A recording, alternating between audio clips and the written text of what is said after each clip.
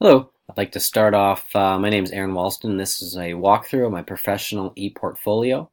I started off with the beginning page here, and this is actually where my peer reviews helped me out a little bit because I started with just a pretty plain first section and I added then a picture and a quote. This is one of my favorite quotes. You must be the change you want to see in the world. I have that on all my emails and everything. And the peer reviews helped me decide how to make this a little more personable. I'm going to start up here and I'm going to go into my candidate info. This is where I made my goal statements. I gave some background, like where I taught, what I do at school, that sort of thing. And then like what would I like to gain out of the practicum. My personal introduction, that's kind of where I gave that information. This is where I've got I made it more of a list to make it a little easier than paragraph form. Some of my biggest challenges that I see. I have my exploration stage, kind of what I thought the class would be about, if I was apprehensive, that sort of thing. Then I get into my professional goals. My professional goals, I had 3 professional, where I would see myself in 2, 5, and 10 years. And then I go into my personal goals, which were a little more personal, but I still kind of kept it more towards what I would like to see as a teacher. I have my professional goals, but then this kind of incorporates my teachers, things I would do at school, and then some just things outside of school.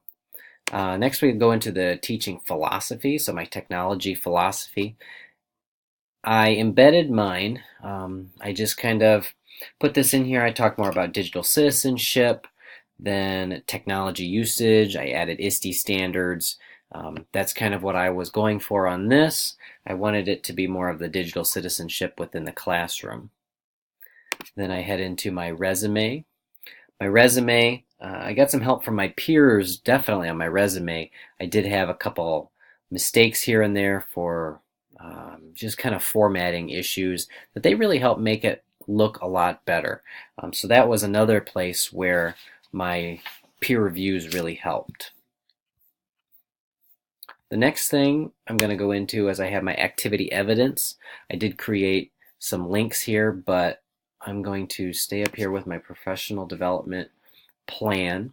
I was integrating technology-based formative assessments into everyday curriculum. That was my plan. I created this plan. This would be for the whole district. My entire district is going to be looking at formative assessments that were used online, hopefully to be able to incorporate them within the classroom and how to actually use them. I did have a time frame of about 1 year, and it would be for, again, the entire district. My professional face-to-face trainings. My training number 1 was for English Language Arts, the ELA formative assessment tool. I trained just my ELA 4th grade teachers and special ed during this time. My training 2 was for the math formative assessment tool. I did a one-on-one in this case. I wanted to show what I would do if I was working one-on-one with just another teacher. I did have the video up on the screen so you could at least see what my screen was doing at that time. And then my training number 3, I used a program that could be used for any subject.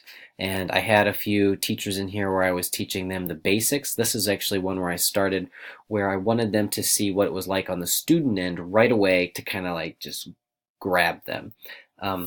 With this, I wanted them to see that, what it was like so it would grab them, and then I would later teach them more about the usage behind it. And into that, I actually used my professional presentations, which are coming up here. My professional presentations, I'll actually go down here to number 3 because we're just talking about the last one. This is where I have that flip grid. This is the one where the teachers learned how to be the students first. And with that, this was just a how-to on how to create different things in the flip grid. So I used GIFs in here just to get it going. But then I'm going to go back up here to the top. I have my professional presentation number 1. It was a video I created for the younger grades to kind of get kids involved in how to learn how to answer the questions on a survey so I could incorporate that type of learning for my teachers so I could teach my teachers based off what the students already knew.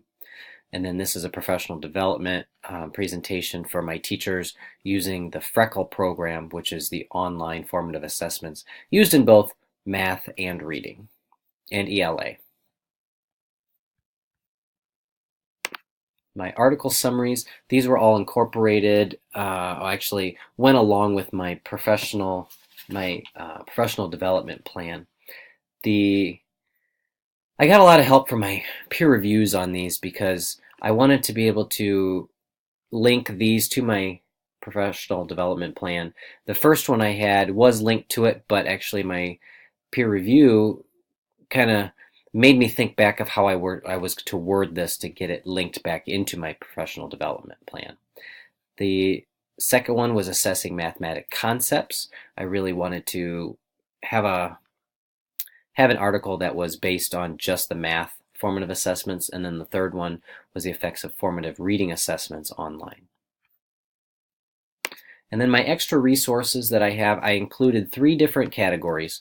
The first one was classroom resources, so I have these 3 classroom resources.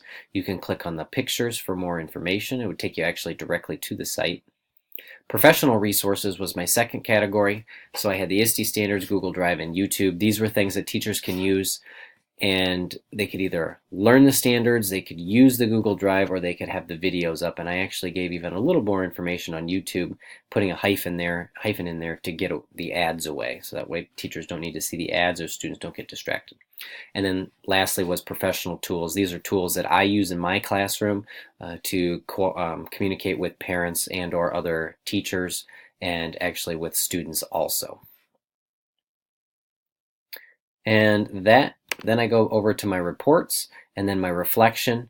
So the reports, those are just my peer reviews. I did find those very helpful. I found that they helped me kind of figure out what I missed, because I know me creating this, I had one view. I knew what I wanted it to say, but sometimes in my mind I read it that way, where others were reading it and they say, hey, no, you misspoke here, or you have a formatting issue here. My external review, she actually helped me out quite a bit for things that I'm going to do after I turn it in. There's a lot of things that I want to do based on her review, kind of saying that this looks more, to be honest, looks more like like an assignment. I don't want it to look like an assignment. I want it to look like a professional e-portfolio that I could give to people that would maybe want to hire me. Right now it looks more like just a really long assignment, and that's what I got out of the external review, so that's going to be helpful for me, so I'm going to know what to change. And then lastly, I have my reflection. My reflection, I have, kind of speaks about what I expected out of the class, what I got out of it, and how I was apprehensive and how I became even better, and what I learned in the end. And I really appreciate the time that I got to give to this class. I did learn a lot. I thought it was fun to create this and collaborate with other students in my class and external people with my peers. So I appreciate the time that you are giving to me to help me out, and thanks a lot.